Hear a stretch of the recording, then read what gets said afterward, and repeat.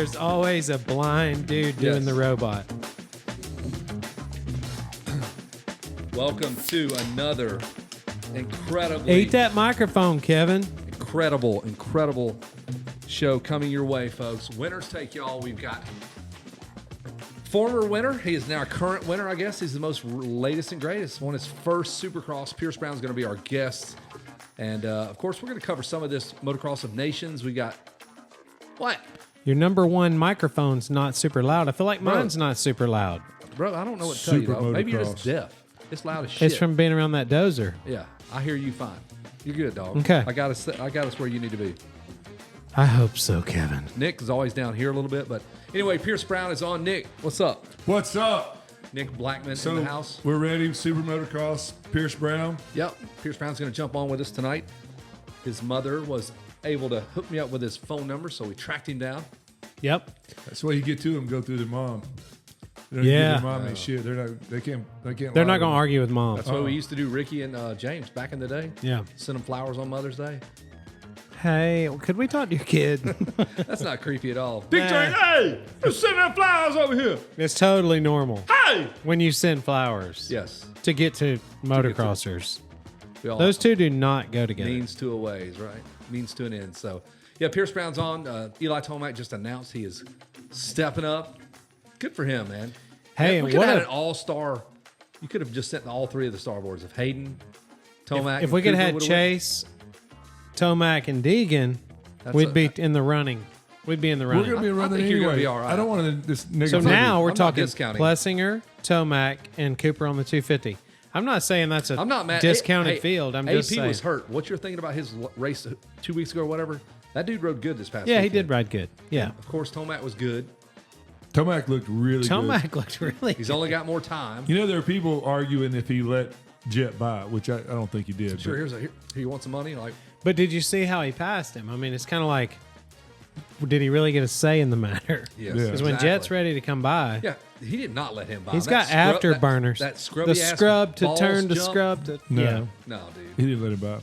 And let me tell you, I didn't think he was going to pass him either. So Can I don't anybody withstand that if Jet decides to turn No, scrub on you? no. Nope. he came flying up that inside. I mean, flying. I mean, he was close, and I was like, "Shit, man, he's close." But then when he scrubbed, I was like, "Ooh, all right." You know, I dog. know he sets his passes up laps fast. and laps and laps in advance, but when he makes them, most of the time, and obviously I'm not that smart or that great of a motocrosser, but he makes them in places where I don't think he's going to. That I was just saying that I did not expect him to No, because put that inside they're and that scrub carrying together. so much speed through there. You wouldn't think somebody could carry speed through the inside like that. No you know, way. that you know those guys carry their speed through the outside, and he scrubbed that shit down. And I'll be honest with you, that track was a little messy. Like just Yeah. the visual of that track, I'm like, I mean, I know they have a lot of elements to work with, the layout of the course and all the fencing and all that stuff, but it was tough to look at. Not- Yeah, and it wasn't a pleasing No, there's dirt everywhere Visual. and just whatever. I mean, even the outdoor nationals. concrete barriers and And crap. they do that at Daytona too, but it was just a hodgepodgey looking thing. But, yeah, but Daytona's got that beautiful black dirt, and the green grass. the BBD. yeah. That- Yeah. Big brown. And you want to have the big brown dirt. yeah. So, All about that BB. Beautiful black Big, dirt. huge. but it's purple, but black. for real. dirt. You know, Daytona under the lights. Yeah, she's It beautiful. is a little Yes. purple when the lights hit it. that Yeah. Super veiny purple dirt. Yeah. Dang. So Son. we'll get into some of that. Of course, we got Pierce Brown, like you said, and might be his last ride on gas. He might be jumping ship, but he can't talk about that until whatever. October. Yeah, and I wondered if we could ask. No I mean, way. it's wants- highly likely that Ducati will fill the void of gas. The bottle of Fireball's gone. All right, show's over. or he's going somewhere. But We appreciate you guys, but we got to end the show. so we tried to get Mike Pelletier on. He's a busy man. Roger DeCoster is busy as well, literally trying to work out the details of this stuff. So And it sounds like there's a meeting at Roger's house. it You sounded said like they're like they're doing layups in like an old school gym tryout for the donations. I'm a little disappointed. They know clearly that we're going. Well, I told Christina today that Y'all were- Nick and I would suit up. Right, why? Yeah, they had. I mean, There's She two. laughed at There's me. two. The other I didn't one's like just a that. throwaway. I've proved we would just get bikes there. We could have rented bikes. Kurt Nickel. Kurt. We're back. Baby. Kurt, It's what you got in England. the basement He's over got there? a shit ton of bikes there. There's something in his basement. His dad's basement. We The had Viking plans to beat Jeff ride Emigo. That's all we need. Yeah. we had plans to ride for Latvia, and that we had a little skirmish with them. And Well, not only that, but we hurt their imports and exports on the wood, The yellow wood. wood. Yeah, we slowed all that. and, Whatever. You know, If our little show can affect your bottom line, your then- GDP. yeah, that's on you. We should not be able to affect anybody's bottom line. gross domestic product was definitely impacted. Yes.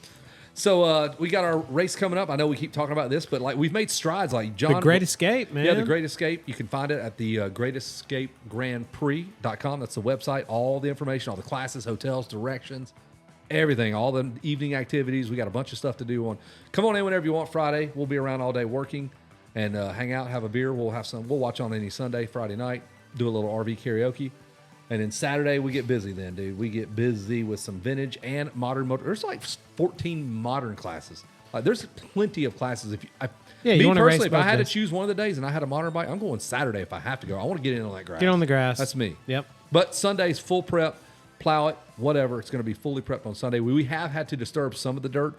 I think next year's version of this racetrack will be 100% the way we envision it because we had to move some dirt. There's there's old farming terraces out there. You can't just leave that cannot hidden do in that. the grass. No, we can't do that. Could you imagine just fourth gear and a big kicker that you can't see? Right. And we found them. The Right. reason we know they were found 'em. there was let Grant Hoffman free yesterday.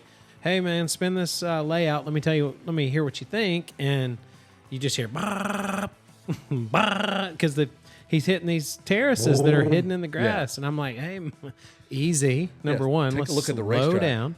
But before the end of the day, Kyle had one of the jumps pushed up, and it was massive, you know. And It's 100 feet's what Kyle Grant's says. hitting it in fifth gear, and so today Kyle shortened that up because realistically, it needs to be perfect for 80% everybody. of the people need to do it. Yeah, and So- it's so rounded on the landing, you can jump to wherever. Because my kid was out there and he tried to clear it, but he just Okay, well, he needs to be able to clear it. You're absolutely right about that. well, yeah, but he could clear it, but he's clipping it just a So shade. we don't even want that. Good yeah. call. Good It's call. so round. Grant's a really good A rider. Yeah. How long did it take? How many times did he go around before he dropped the hammer? Well, he rode for 20 minutes or so, and then he said, "All right, hit the stopwatch." So he knocked 3 seconds out of his first lap to his last lap, and I think it would just get faster. I mean, this is a baked out, dusty thing at the moment, with no ruts, no nothing. And I will say this though, in a couple of places, there was a braking bump, and there was already a little rut, and I'm like, this thing's going to shape up nice. Good. So Yeah, we and got that's it. in a terrible conditions around here locally. Dry. We just been dry. So And we pushed some dirt around on that starting line, and the dirt was good. Kyle's like, man, I'm surprised we didn't get into any rocks. So hopefully that stays the same. But yeah, and thanks to Joel Sewell at Big Springs Motocross, we were able to get his gate, which ultimately came from Synergy Motocross originally. Matt Shoe's place. Probably had 4 races on it. It's brand new. You can tell Right. by looking at it's brand new. So we got it mounted and anchored and dropped it a few times yesterday just to Awesome. make sure it falls equally, and it does. And man, there's a lot of hardware to bolt a gate together. Just the sections, we like to never figure it out because there's just a pile of metal. And you would think all gates would come with the bolt holes exactly the same on each end, so you could interchange. Yeah, you could just put it wherever whatever. you want. No, this thing had Nope. one way it was going to go. When we left, we thought we had it. We did not have it. No, I had to hire a young college student to come out and cipher him numbers for me because I had them. AJ Turner helped you out too, right? Yeah, that's who it is. Okay. He's pretty good at math. So I said, hey man, he's good at metal. He's good with plus and minus. Taking and He giving knows and pluses whatnot. and minusing, but he also is good with metal. And you know, none of the numbers matched. None of them. They were within. And there were some markings, and none of the markings correlated to Nothing. anything. It's like, But AJ was like, "Hey man, that's a 16th off. It'll fit. That's an 8th off. We'll make it fit." And there you go. next thing you know, it really did come together. And so we anchored it all today. Kyle was shaping up the Harry Biggins tabletop, Can't wait. which is going to have a really nice image of Barry Higgins on the like a side. ginormous fat head. Yes, Barry. big fat head of Disappointed every one of you son of a bitches that don't clear it. Yes. Oh, he's mad. That face came from Mammoth, the picture that we're using to make this sign. came from Mammoth when he discovered Nick Blackman sitting in the LCQ. What the hell are you doing in here? But everybody else heard him say He that. goes, "What These are you people doing suck." here? These people suck." And I'm like, Damn, Barry, there's 30 other guys out here. that was loud. Damn, That was dude. loud. Say Barry something. was not worried about being defending himself for what he was saying. No, He was. he dead could fight serious. his way He was out. like, "Everybody here sucks. Why are you here?" And I'm Yeah. like, You should not be in this. You should win this. Nick promptly went out and got a great start. Was in the mix for a top 5. I think he got top 5. It's Yeah, he did. He Probably one went- of the best rides you've had in all year. One of your best he rides. went for it, dude. It was awesome. good. Barry Higgins. So he'll be motivating you to clear this tabletop. And we don't know for sure who the old man was that was sighted at the track today, but someone called and said, "Who's this dude out here?" we think it was Barry Higgins. Yeah, But like, nobody do you knows. think he just feels a track emerge from the earth? You smell that? Yeah, and he just smell a 1 mile perfectly he's like, laid out I'll all be grass track back. here." I'm gonna head up the roll. I'll be He back. just starts walking. I Yeah. think that's how it worked out. So Barry cruised in. Nobody knows. I wasn't there. You weren't there. But Nobody Andy, saw the him. landowner, says this nice gentleman just floated in from the heavens, out of the trees, out of the corn. down, down, down, down. Yeah, Yep. and there he is. So it's cool. Barry lives right down the road, so we're pretty certain it was Barry. His role today, if that was truly him, To give us his the blessing. myth of Barry Higgins was to just put his eyes on it and give the Just blessing. went Yeah, out there and threw some Barry Higgins holy water on Sprinkled it. some dust yeah on he it, took the palm branches and Yeah. dipped them in, and some incense, Yeah. whatever you're into. So Barry is going to be out there all weekend. Keith Turpin confirmed he's going to come. Ezra Lusk is going to come. Matt Walker said he would be there. Timmy Ferry's coming. They're Billy gonna ride. Lyles. Billy Lyles is racing. calling you on the way. He's wearing me out. He wants to come, dog. Yeah. So it's happening. So all the information on the race is on our website, literally from directions to hotels. The links are all there. My friend that did the website, I have to look up his name, Buck Wiggle, I think, but it's Buck Wild Marketing. They did the website for us, so they did a great job. Like, it's pretty intense. A lot of words, a lot of information. On a lot that of website. words, and if I'd have done that website, it'd been all pictures. If you want jumps right here, turns, click on jumps. If you want to sponsor the race, we will take any amount of money you want to give to us. Not to give to us, but we're just going to hand it. Well, we're right gonna off, hand it to the right to family, Andy. man. So, but there is some operating costs. There'll be $10,000 worth. Yeah, of you're not operating going to costs. believe that you just can't hold a Hold race, a race for free. So even at the amount of free stuff we are getting, a lot of labor, a lot of free flagging, a lot of the gate, the whole deal. Like, we're still going to be $10,000 into this thing. Yeah, it's expensive. Just the AMA stuff, the insurance, True. all that stuff's going to be $1,000. Yeah, I think you're wrong. I think we're probably at 15 now. I feel like we are. Awards, T-shirts, and all that stuff for sure. Yeah. We're going to sell the T-shirts, so we'll make some of that money back to give. And hey, I've said this every time, and it always hopefully gets heard. But this is an amazing family. Yeah. They were so excited yesterday when Grant and Rhett, my son, pulled in. Andy was at his house and he yelled, "Hey!" I said, "Yeah." He goes, "I want to see those dirt bikes flying through the air." And I said, "All right, give us a minute," And he was so excited. Well, here comes his kids. As soon as they hear that motorcycle crank up, they all run down to the fence, and the oldest one's got his girlfriend, I guess, and so they're down there. And then he's like, "Hey, how long are you guys going to ride?" And my goal was to kind of keep them off the track. I wanted to get a ballpark lap time. Yeah. I wanted to, jump what we got. Let's make sure it floats you level and all those things. And then I was like, they're pretty much done. He goes, "No, man, I got people coming from the church. I want them to see this." And so the boys took a break, and here comes all these vehicles pulling down their driveway. And, I can only imagine, in my mind, I mean, his wife is really sick. So Yes. I'm thinking like they're coming to see her, but he flagged them down. He stopped them in the driveway, and they all walked down through the field and let Grant and Rhett just launch, because Yeah. at that time Kyle had to take off, pushed up pretty high. And so they were airing it out, and those people were so excited. So glad I didn't come ride. Yeah, they've Well, been we had the Ooh, we is had that it? every test. We got the C couple rider? other people. Yeah, we had like a beginner, a C, a B, and an A. So everything got tested, and they love it. There's only like one. They're like, "Hey, make this one turn a little rounder." Yeah, okay, which obviously we can. That's easy. That's just a mowing. Just mow it a little differently. So Yeah. Anyway, the Great Escape Grand Prix.com, October 18th. It's Friday. Then come on in. Saturday, Sunday. We got vintage bike. You got whatever bike you want to ride. If you're You not can available race Saturday and you Sunday. can ride both days. You can ride one day. You better get a T-shirt early. I know they look awesome, so that we only ordered like a couple hundred of them. So I know those are going to be probably the first day. To be and completely hey, honest. what I was and I hope they are. I hope they're going to. My main thing though, when I was about to say is, this is a very deserving family in a big time of need. So we're lucky to even get to ride on this property, and they need this race to happen. So come with a generous heart, man. If you're buying shirts and it's $44 or $45, just give them a 50. Give them a 50, man. And just, I'm not trying to say that to discount. I know things are tight. I understand all that. But this is the one time you can truly make an impact, and every bit of this is going to go straight to the family. Yeah, I don't know. And they live right there. They live on site. You're going to see where they live. It's not a motocross track. We are invading their property, and this is their beautiful farm. And I know we said this last time, but yeah. Yeah, but we didn't say like no pit bikes, I don't think. There doesn't need to be pit bikes at this thing. No, I agree with that. We're lucky to be on this property. Anywhere you park, you're not going to be far. It's not like when you're in the backfield at Gatorback. No. And it's a mile to the track. No, you can see the track pretty much from wherever you park. I hope it's a problem where we're parking up by the road. Yeah. Then you're just going to have to hoof it. Yeah, but it's still not that far. It's still not Gatorback at the backfield, Mini O's. You know what I mean? It's maybe Ichikani at the back farthest part, which is still brainstorm a little bit about the things that we're doing at the race. I know we talk about this stuff.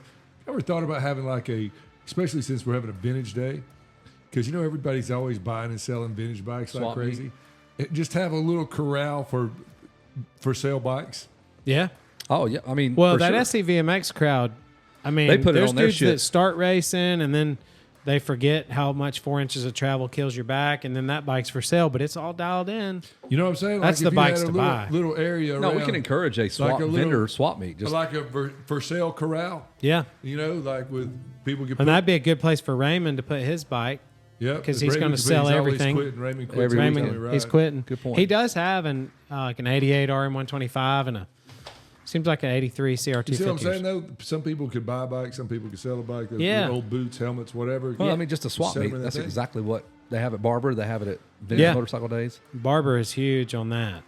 It's not quite Vintage Motorcycle Days, but it's a pretty cool swap meet, too. It's probably That's the weekend before us. So if you're coming down to Barber's, dude, just drive another 70 minutes probably from Barber to us. Yeah. Mm-hmm. Yeah, because we're near the Alabama line. It's going to be more fun. We're at exit 9. Exit 9? That's why you'd come in. I can definitively say it's going to be more fun. It'll be more fun than Barber. Barber's like, hey, there's a lot of rules. Obviously, with a facility that beautiful, this place, we just hope that we don't have to make up the rules. We hope everybody respects that you're on. Well, Big Mike will be able to back us up on any rules. Yes. So we'll get that taken care of. Big Mike, who has quads for biceps. Yes. Quad God. Yeah, he's got major arms. So, I just, I seriously, everyone come with a generous heart and just know that you're on the property of the people you're helping. It's not some charity you don't have anything to do with, or you can't really. You might very well see Victoria out there on her porch watching the race, because she might have the best view of the entire piece of property. Oh, it is beautiful. We did see their that. swing. Oh my God, their little swing that sits right there and overlooks 85% of the Yeah, we're racetrack. kind of buried in the valley building this track, and their house is up on the hill. So at the end of whatever day, Kevin and Kyle and me, we went and walked. They said, hey, come up here to our porch. We'll eat. And so we go to the porch, and that was the first time we turned around and looked to see the view that they have. Right. It's pretty That's spectacular. what they see every day. Like, I live there. That's how I've gotten to be so close with them whenever I lived there for 18 months, building my house in my RV. I was sitting there in my RV. You built your house inside your RV. I built it in my RV. I was living in my RV. No wonder it took 18 months. You imagine trying to fit all that in there? One little house. I mean, you try to build a wall, then get it out the door. How many times? Yeah, and then you got to transport that. Like it's got to slide out. I should be able to took put this forever, together. but Yes. And moving on, Kevin did move into his house. I did. Yes. So, got into that house. Got the furniture in there. How many months did this house take? It didn't take near as long. No. November it burnt down, and we were in it September 1. Okay.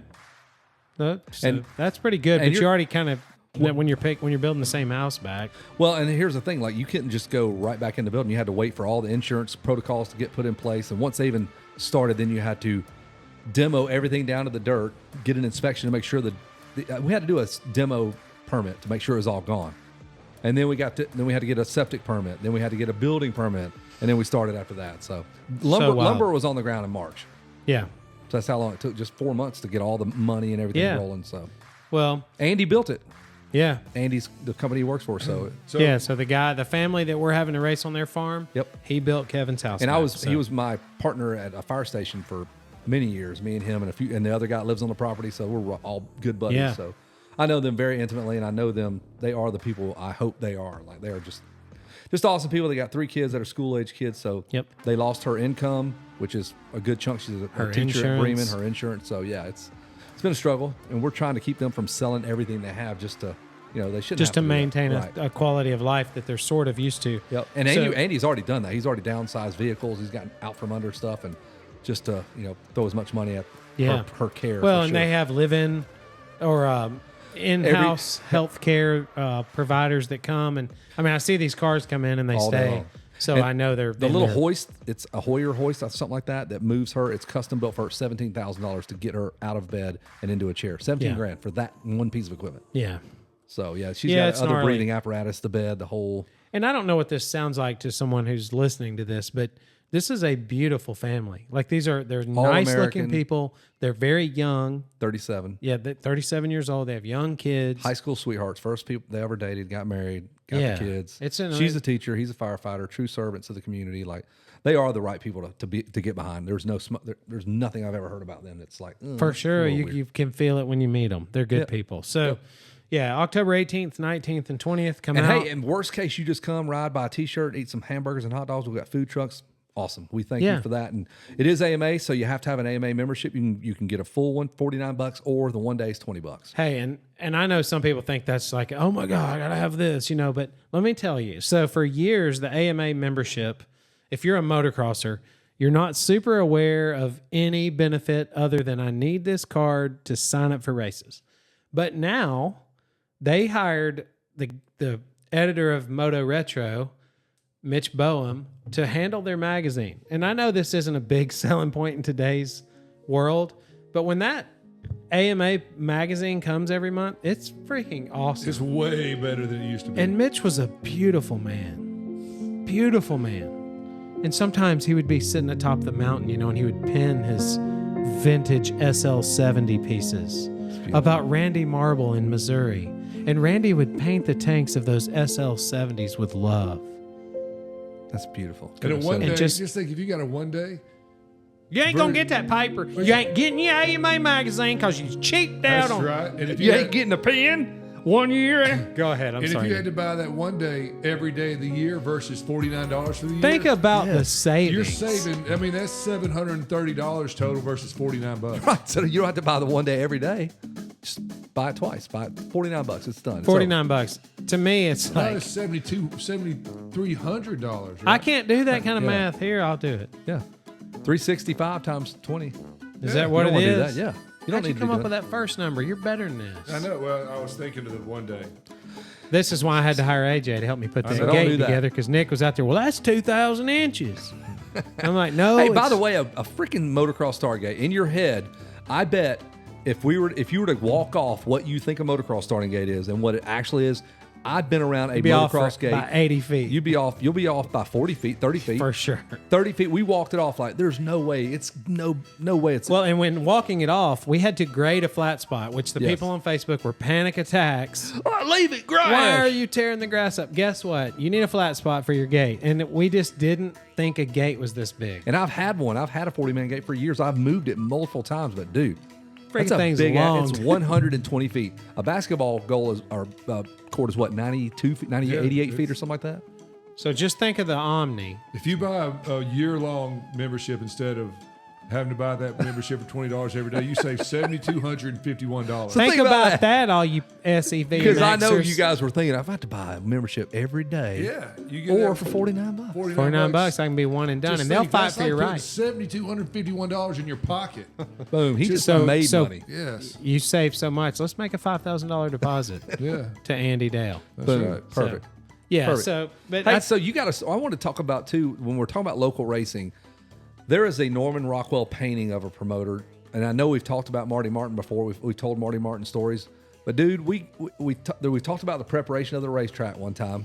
how it was prepared European style. Which is lack of preparation. And that's what we really need to say. That needs to be stated in the writers' meeting. Listen here, everybody. I'd like to welcome y'all. We prepared this thing European style. I'll never forget him telling me that. Which means I didn't do shit to the racetrack. I left it hard. Yeah. That just means go down there and find the holes. Yes. Because you're going to find them. But Marty was just such a damn character. And, dude. He really was a character, man. And visually. He fit. He was even more of a character. He was a cartoon. He was a Norman Rockwell. Like, he literally was a promoter. He was tall and skinny and tan as you could possibly be. You know, leathered up, son. Yeah, leathered up. He was never not outside. He looked like a saddle. He's how I should look. And you don't. But instead, I'm just roasted with scars from, getting cut to death up there at the dermatology. That porcelain skin. I was like, the first day we were out there, I was like, porcelain. How am I? Oh, don't even start on the skin, son. I got smoked. So we lay out the track with ribbons, and we're going through there. We'll circle back to Marty Martin as the pillows rain down on. I was like, what the hell? Pillows are. I thought it was a dog that just flipped. I thought it was your dog. Pillows are just raining down the steps right now. It's a bad storm. So I thought it was like every man for himself. We're about to get a big pillow fight. Here's your weapons. So we flag out this course with ribbons, and Kevin's like, man, I'll get the zero turn. I'll mow this in right now. Yeah. And I'm like, all right, I'm going to go over here to the starting gate. And so y'all went to Alabama to the starting gate. Yeah, we went to go get the starting gate from Joel at Big Springs. And so y'all was gone and y'all came back. Kevin kept mowing, and we were gone for hours. We were probably gone 3 or 4 hours. Mowing. And by the time... probably 5 hours. Yeah, probably so. 5 hours. I cut from 11 to 4. Okay, there it is. Which is the time we left when you started mowing. And my fucking forehead. No hat. And your nose, I dude. never don't wear a hat. I know. Like you look weird without a hat. Oh, it was awful. He's out there mowing. I'm like, what who is this? in the hell was I thinking? That's the worst I've His been skin was sunburnt in 20 years. inside out. Like in the shower, I'm like grinding on my forehead, just ripping this old skin off today. Yes. It's brand new baby skin. I got to take care of this one. This is good skin. Your I'm gonna hold forehead on. was all ashy. Oh, I put some lotion on it. I was like, please don't run a call. And I it have to started spin and boiling. just in the air. As soon as your forehead touched the lotion, then Kevin's like, if people, like somebody comes in wearing a suit and you're like, oh, you going to a funeral because they never wear a suit. Kevin's, when he doesn't have a hat on, he's not wearing a hat. You're like, did you go to jail? Who died? you must be going to the dermatologist.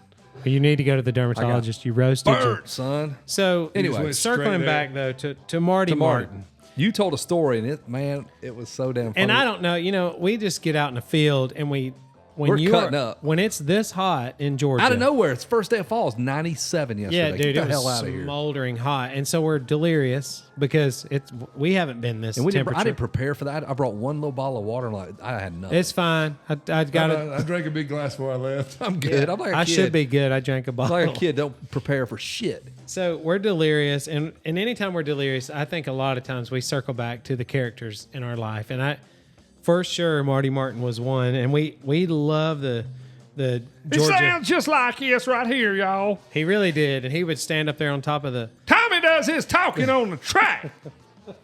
Tommy was his son, Yes. and Tommy was a fast A-class rider. Rode some nationals. If you look Yeah, he in won the vault, many O's in Tommy plus C. 25 Martin, he definitely made some nationals. So, but we're delirious, and we're freaking losing it. We're falling apart. And so now we're going to quote it's probably 94, 95 Georgia Banquet. And Marty got up there and he got super emotional about a downed rider. And Ashley Epps was racing the pro class that day, and he stopped his race in the heat of battle.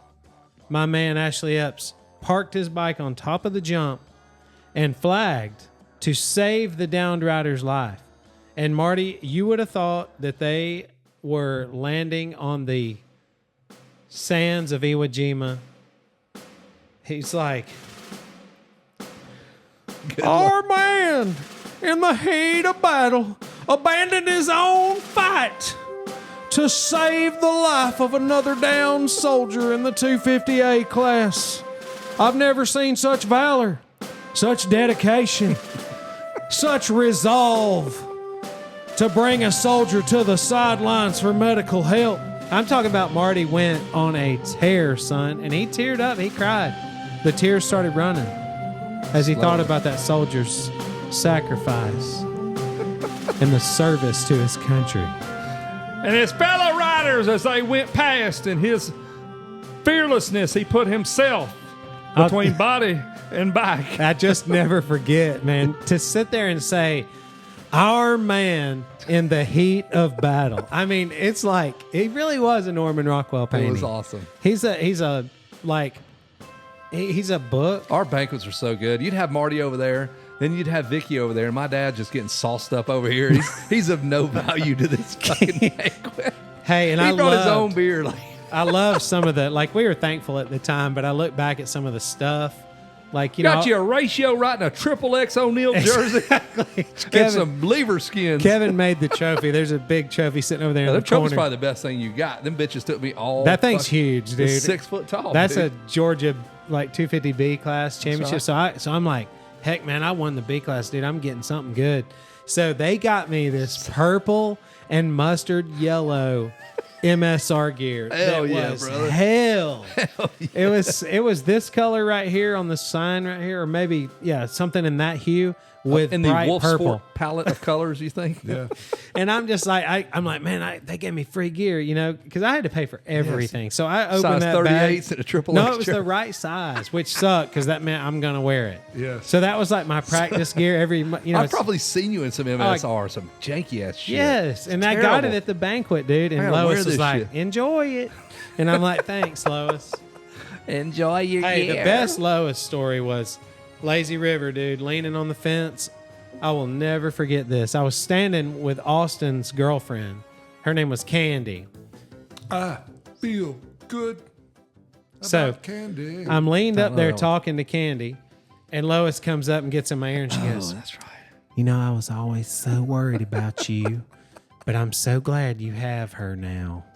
Like, she was worried. She thought I was gay because she never saw Amanda somehow over all these years. She always saw you with Amanda hugging kiss. Amanda hugging kiss. Another man.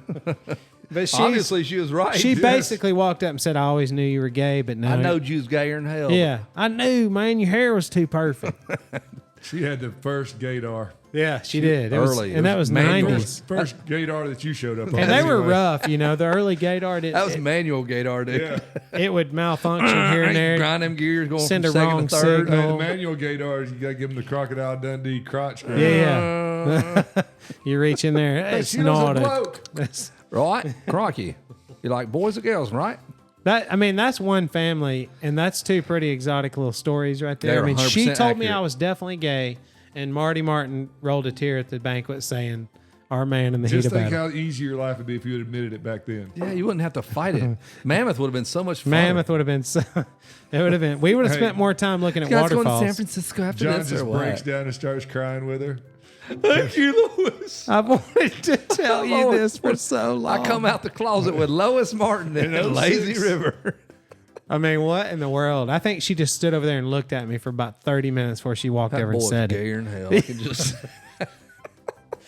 They did, man. Look so how many, gay he is. so and then many here funny comes things Candy. happen at races. Like I remember when Steve, like Bob, or Tom Addington, I think, and Larry Dukes. Ah, They- Addington, dude. They got Steve Carnegie. They're like, "Hey, man, what do you say here?" Okay, yeah, they said, "Hey, will you please go tell that lady her CWIs are on?" And Steve's like, "What? Just tell her the CWIs are on."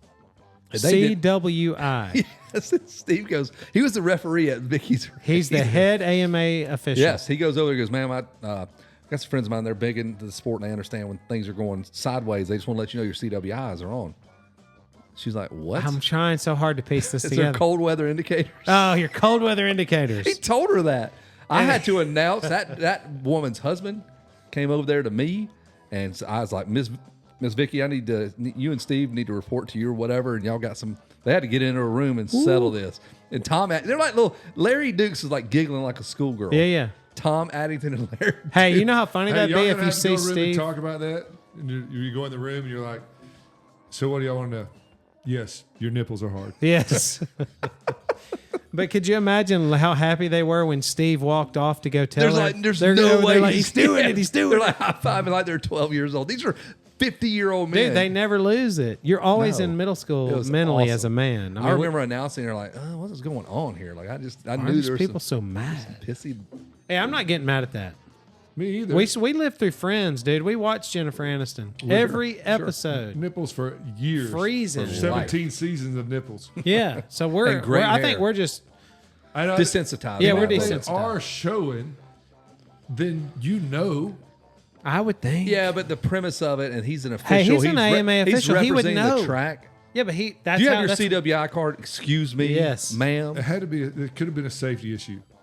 Could have been. Think about It's at the finish danger. line. People are crashing all over the place. Yeah, think about all the crashes. People just put those walking up. in. Or and- what if you accidentally fell and that thing like ripped through your goggle They'll lens? take an eye out. Yeah, Put a hoodie on, ma'am. Cut your please.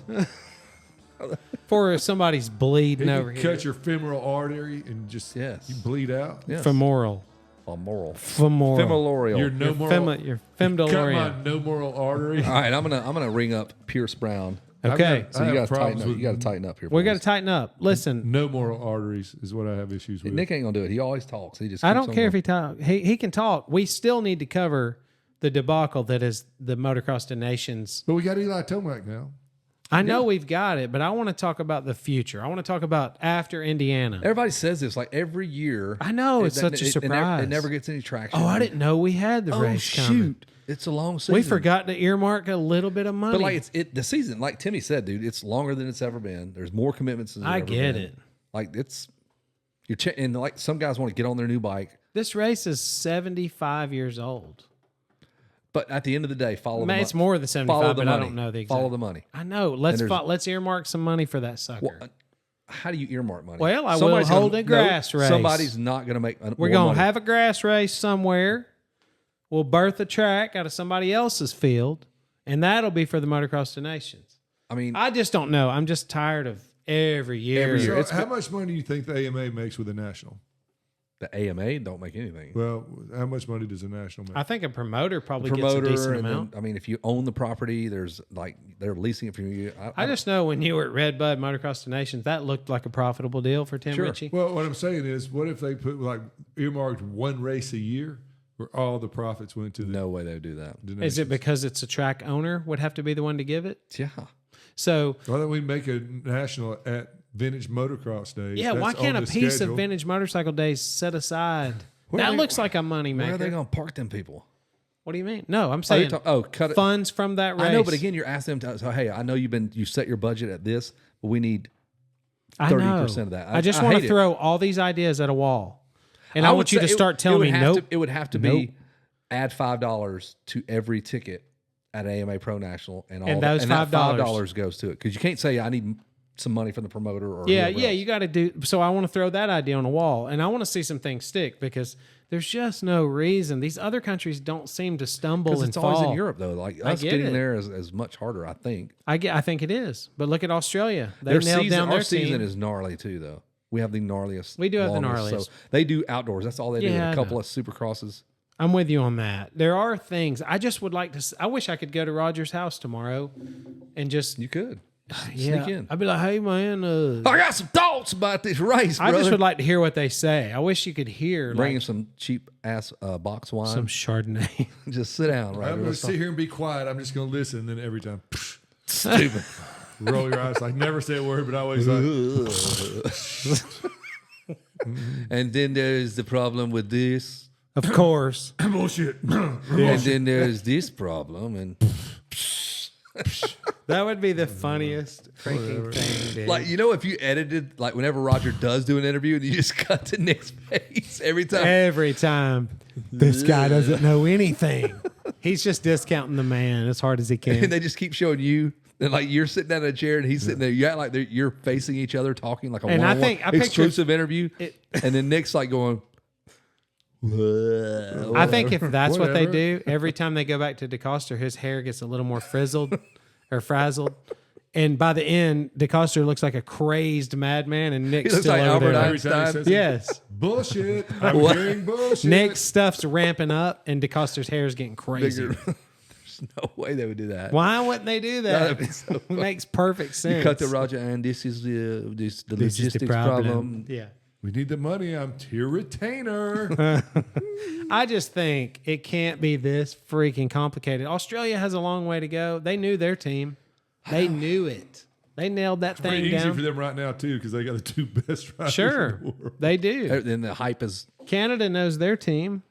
Canada. I'm not talking about these injuries and all this stuff. I'm just Latvia talking knew about their team until we had to piss them off. until we with ruined that. their GDP. Yeah. God dang. darn product. So We had to cancel the shipping on those XRs. that's All the way true. over And that's non-refundable. England. That costs a lot of money. But I just think there's a way to actually plan for this event. And I if it promise you, they've talked about it. You know they have. You know Davey would loves it. You think, know Pelletier. God. They want it. All those guys love those it. dudes are brilliant. Why can't this just They are, but then they have to just put their hands out and go, give "Thank me you, the money? Monster. We need another $100,000." And I think you need $1 million for three. I think it's $350,000 per rider. no way. Support bikes all in. I'll bet you. I bet $100,000 at the most. I'll bet you it's 350. Maybe 350 was Okay, the how's it two. 350? How do we get it 350? You got it. You're not the bikes you have. You just have to ship them. 2 bikes. They got to have 2 fully factory motorcycles. Which they have. They just do. have to ship. They don't have to build them. No, they have to get. I mean, you got to get them fixed up and dialed in, and spares and all that stuff. So they're already done. There's not like they're, like you're saying, coming out of pocket with 2 $70,000 motorcycles. They're there. So they got to ship 2 bikes and a mechanic. Well, maybe saying that 350. Have you ever seen Team USA? It's usually like 100 people. Maybe that's why this number's like it is. I mean, they probably a lot of people just come like. I bet. I there's- know, and they're in the gear and all that. I just wonder if I'm counting that. Are No, we getting probably. that I gear don't and think stuff? that's. Are we getting that gear and stuff? Or are we going to look like Team USA? I don't think you are. It's for sale. I've got a jacket that's got a USA flag on it. I wear Man, it. let's just make our own. Yeah. Olympics '84, LA. I'll bet we're going to need rain jackets. Showing 50% most days. So When do y'all heading out? next Thursday, a week from from this Thursday. Thursday. So it's soon, man, and it's hard. I want to go to this race no matter what. And when you see the team fall apart, and you're like, oh no, Well, in '92 it fell apart too. yeah, So true, it could be a magical day where Coop gets a whole shot, kills it, gets third or second on that Yeah, yeah. 250. And that's the AP key, rides right? out of his mind, and Tomac is the anchor you hope he'll be. yeah. Well, and if it rains, AP will be AP good. rises, right? Yeah. I think all of those guys are Cooper's solid in the good. rain. I got Yeah. no problem with any of those dudes in the rain. They're all, Okay. They're all badasses, mature dudes. So are you settled down now, John? We got. I just man, yes, I'm settled down. Us and Lois are really worried about you. It's saying Lois. Lois Martin. She's like, I was always so worried about you. Now Tommy. I'm had so that glad raspy to little see. voice. You know, the last thing she said to me, she glad you're screamed not from gay. Silver Dollars, sign up. Mm-hmm. I walked by and she goes, now there's a legend. Miss And I Martin. hit the brakes and she came flying out of there and gave me a big hug. Get out of town. That's I was awesome. so worried about you. But Every old Southern woman needed a gay friend. yeah, Oh, they they're the did. best. They're the best. Yeah, and they help them with decorating ideas. You were and her stuff. Jack. Yeah. I was Jack Yes. to her grace. Yes. All right, let's call Pierce Brown. I'm sorry I derailed it. It's all right. I feel so stupid and self-conscious. See if this will work now. This is probably the most embarrassed I've ever been in my life, Kevin. Can you see it? Yes. Your face is red, not mine, from all that mowing. Pierce. I bet he's mowing in a grass track somewhere right now. Hello, you have reached Pierce Brown. If this is Winners Take Y'all, kiss Suck my it. ass. Hello. Hey, Pierce. Welcome to Winners Take Y'all. Dude, thank you. Thanks for having me. Well, congratulations. Finally got a win, man. Did you give your parents all the money? Dude, thank you. No, but my dad tried taking the trophy. I was like, no, this is coming with me. Oh, man. I gave him the medal, but I'm like, I'm taking the trophy. Right on. So you won the race, and we understood you were closing on a house today. So did you Yeah. you have extra down payment now since you won the race? Yeah, unfortunately, No, I mean- it's got to be in the bank for 3 months. You know how that works. So it's kind of screwed. Yeah. Well, dude, Yeah, I mean, I haven't got that check yet, so unfortunately, I couldn't put it towards it yet. But no, I would have loved you to wouldn't show. be a bad idea. Would not be a bad idea. I would have loved for you to show up at closing with a big cardboard check, like they give you a bonus with check. a Yeah. big pin, the whole deal. I know. Well, dude, take me Yeah. through. Well, thank you guys. We're going to go back and through your career. Obviously, I've always thought that you've not been where I thought you would have been. I'm like, dude, when Hunter and Jet got here, I'm like, you're right there in Shimoda. All you guys were literally, you could interchange you guys. You're all the same speed. And it just hasn't materialized like I thought you were going to do, because I thought you were, sometimes it was wreckers or checkers, but dude, you figured it out. Yeah, no, thank you. I mean, I remember, all those races at Loretta, as you were calling, like that was me back then. I felt like I haven't been myself in a while, and it's just been a lot of trial and error. I mean, injuries have been a big part of it. Sure. But yeah, I mean, I'm at that point where, like you said, I mean, the top of the class now there's a lot of young kids coming up. I'm like, dude, I used to be the young kid. Like, I'm technically one of the veterans now. Like, I need to figure it out. And That sounds so weird. we've been working. I know it does. Like, we've been definitely working hard all year, and I feel like in the last few weeks, nothing's changed. I've been riding the same all year, putting in the same work all year. It just finally clicked, and it just, I'm stoked. What about that track agreed with you? Because that was the best version of Pierce Brown I've seen since you've turned pro. Well, I think that was definitely like one of, if not the best super motocross track we've had so far. It just allowed a lot of roll speed. I feel like that's one of my strong suits. Like, I'm not the best at the stop and go stuff. Like my teammate Ryder, like at the test track, if the track's dry and shitty, dude, he barks and it pisses me off. But like, we just have different styles, and I'd say my style really suited the track last weekend. Interesting. Yeah, it's nice. I mean, how emotional was that to be at your limit and it be good enough to win? Dude, it was like, it still hasn't really sunk in yet. I was pretty emotional. It was just more so because I wanted it so bad for the team and so bad for everybody around me. And that was like the last dance for everybody. And I remember when TK signed me, I was like 15, 16 years old. Yeah. I was selling him the dream, telling him, I'm like, dude, I'm going to win for you one day. And he believed me the whole way through. I just took way longer than expected. But him, and then Will Hahn, and then Frankie Latham, he stepped up as team manager or the start of this summer. Just everybody in my corner, like, believed in me so much, and it felt so good to give back to them. And that was a straight up win too. Like that moto win, like I watched that moto and I was cheering for you. That, like, you got out front, and I was like, yeah. And then Hayden came up and he made a charge. He gave it. But he wasn't catching you. You held him off. I mean, he had the championship, so I'm sure at some point he decided, I can't catch him. I'm not going to kill myself trying. But when he put that charge on and he started, that's all you can do. You broke him for the moto win or whatever. Correct. So I mean, he wanted that perfect season. He said, I want to go 6 for 6. And then he figured out he couldn't get it without killing himself. I mean, there's no way. That's pretty sweet. He was going to crash. I mean, watching him ride when he put in the last charge, and he still wasn't catching. I was like, he's going to crash if he keeps trying to catch him. Yeah, so what's going through your mind? Like, you're like, the first moto, you go 10, 12 minutes into that thing, and you're leading, and you're like, all right, I can do this. And that had to have been like the switch.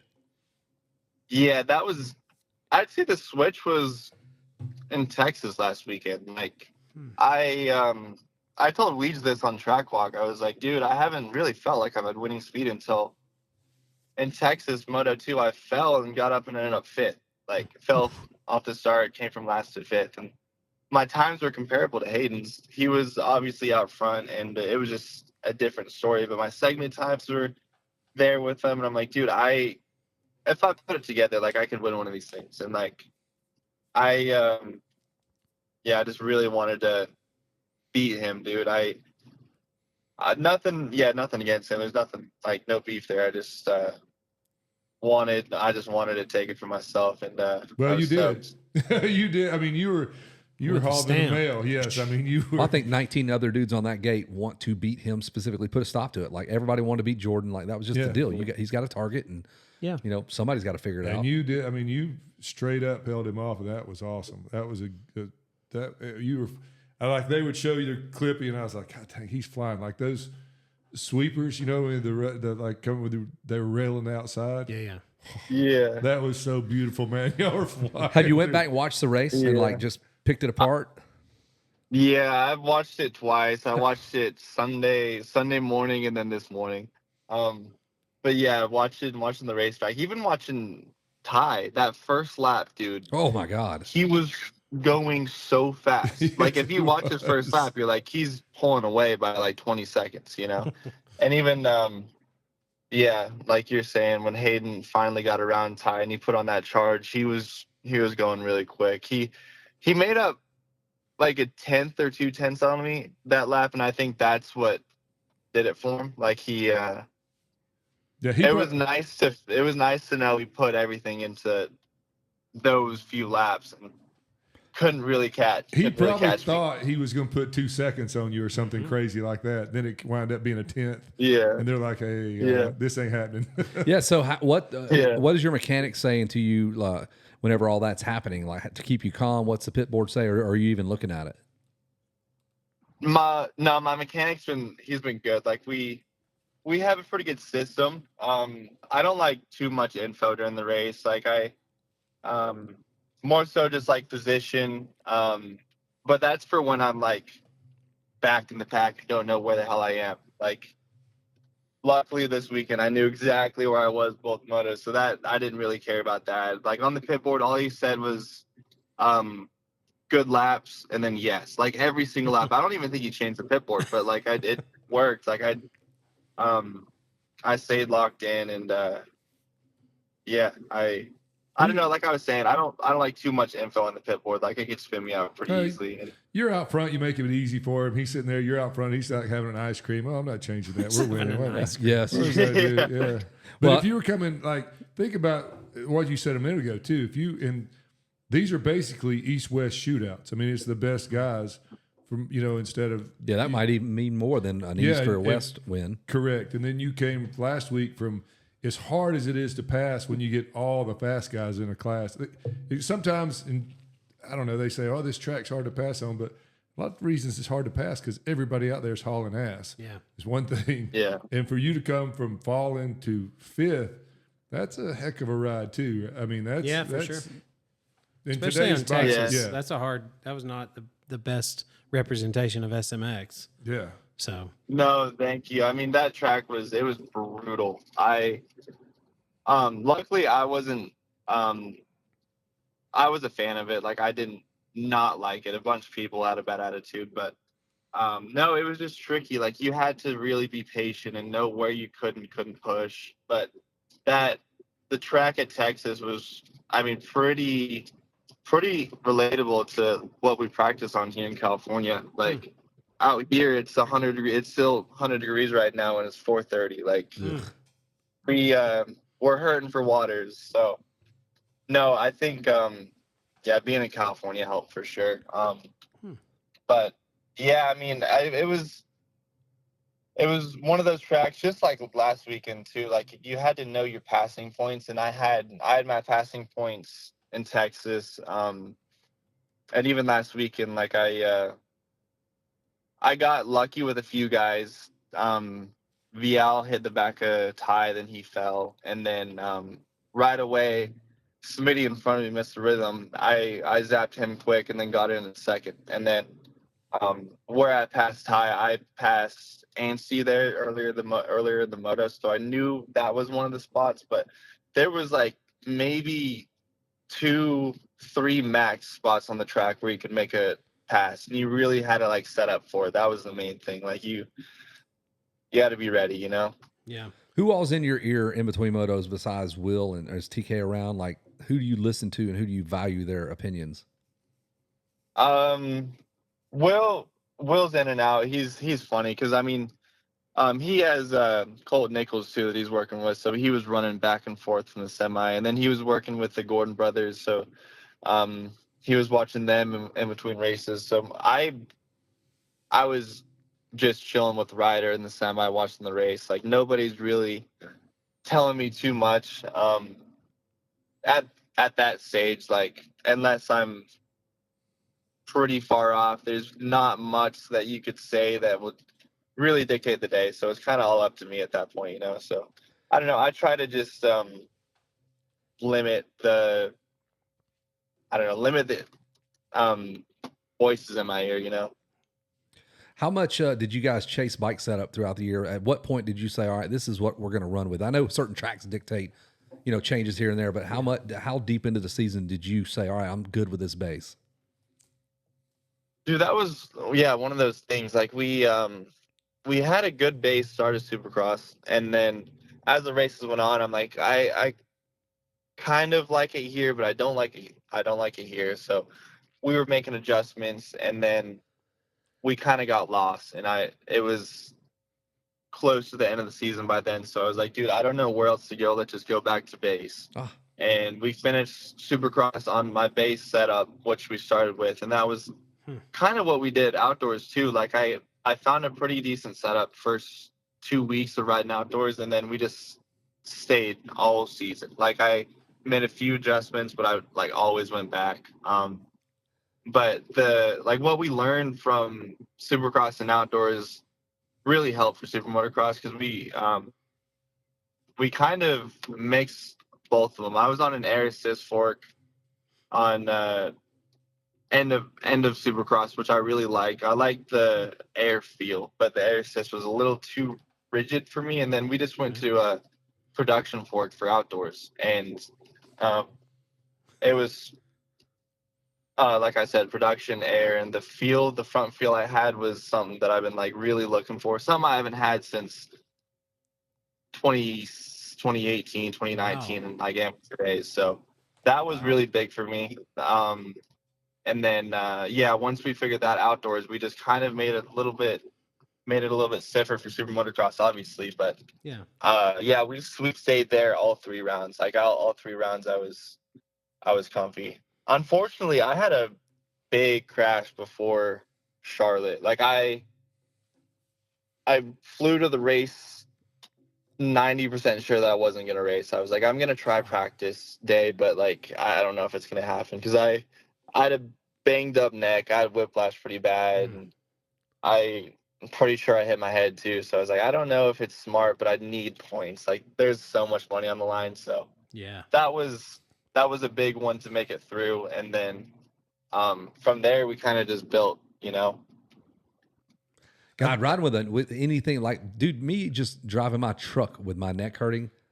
It was like, barely see these whippersnappers. I think this is a pretty good gauge that you did hit your head when somebody goes, hey, did you hit your head? I'm not sure. That's a pretty good indication that yes. That means probably, yeah. Money, I get it. It's a big motivator. So the house, tell me about it. Where's it at? Who is your agent? I mean, did you look for very Who is long? your agent? Did you we use might your know same agent? Is your agent a real estate agent also? Yeah, Luke Myrtle. Myrtle sold the house. He's at closing. Just anything. That, Lucas Myrtle. No, we worked with April Stevenson. The house is in Florida. It's in Tallahassee. Oh, cool. She's familiar with moto. I don't know if you know of her. Will is telling me that she used to race, maybe. I don't know if she's listening to this and that's wrong. Is her last name Hodges? April Hodges? Yeah, her. Yeah. that's who that is? April Hodges. So she look got at married. me. I look all stupid because Yeah, look Kevin who's did know the stupid. agent. I Right. just thought he was crazy. No, because there's some folks that used to work for KTM and now they've got off into selling houses. I just didn't know if they kind of, well, Well, that's cool. But that is cool. So you're in Tallahassee. I expected you to buy in Florida, but that's Tallahassee. That means you might be doing something a little different, maybe going forward. Yeah, doing something a little different. There you go. Yeah, not sure if I can talk about it for another week, but yeah, Sure. it's okay. For another week. Yeah. I'm excited. Hey, the Judge. problem you have is Tallahassee's really close to us when we decide to film something stupid. Oh man. We can be at your house in 4 hours. Yeah, we can be down there in 4.5. Yeah. Don't give us your address. Where are you guys at? You guys Orlando? No, we're in Atlanta. We're Georgia. Yeah. So Oh, you're okay. You're north. Oh, sick. Nick goes Nice. 120 miles an hour on the highway. That's how we make it in 4.5. Yeah, we can get there in 4 hours. Yeah, I was gonna say that's longer than a 4 It's longer, yes. Well, Don't. Did you run the? We're just trying to scare you. Did you run the house by your mom and dad? Like, what do you think? 3-2 on 3 acres. Nice little swim tennis Yeah, community. well, luckily, mid-season, me, my mom, and my girlfriend, we flew out, and my mom was there helping me like look at houses, and we looked at a couple, found one we really liked, and then we were all stoked on it, so that made it easy. We were joking before you came when we were upstairs eating cookies before the show, and we were Kev said, oh, he closed on a house today. And I was like, well, that's a big motivator because now he's got those payments coming. That's why he won the race. He's There like, you go. shit, I got to pay that house I payment know, I now. know. Well, that house goes a I lot. know. It was, Go ahead. yeah, the house was, I love it. I really loved it, but it was a little bit over my price range, like more than I wanted to spend. So yeah, all year I'm like, dude, like it's gonna be a stretch next year. I'm gonna have to start like really budgeting, and dude, last weekend helped a lot. Hey, that's They when you, say money don't buy happiness, but it definitely Buy you a eased the nice stress house. a little bit. yeah, it buys choices. Oh, yeah. And that's what happiness. So, Yeah. hey, that's when you know you got a moto agent when you're like, hey, this is a little out of budget. And she's like, listen, It's 2 if race you'll wins. just win, Just win one of more. the most It's so expensive simple. SMX rounds Ever. you're right back in budget. And you're like, Okay. oh, sold. Yeah, you'll be Here, fine. I'll sign right here. Hey, so when you go to the bank, like I know how the process works, but like when you go in and go, yeah, I'm a dirt bike racer, like, okay, so yeah, what do you Those have bank to people prove? don't know anything. No, like about how do you? moto. Let's see your income. Let's see your W-2s. You can call TK. I know, Like, I know. So It's- weird. Yeah, because he's That self-employed whole- basically. He's a 1099 person. You just have to right? show them a video. Like you hold up your phone. I Check know, it that's- out. Yeah, I'm 1099, so it's like tough